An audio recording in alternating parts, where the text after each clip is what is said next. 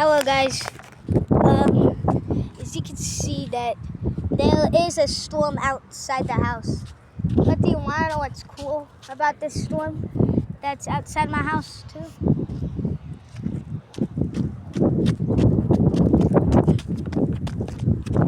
There's a dust storm outside my house. And it's also day.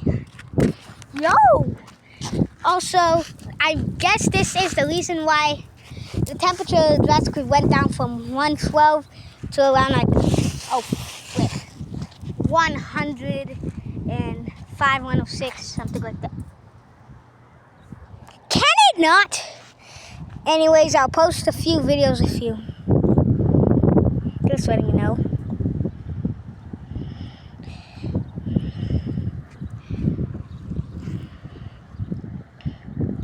So, I'll let you know when the storm gets closer because it's right there.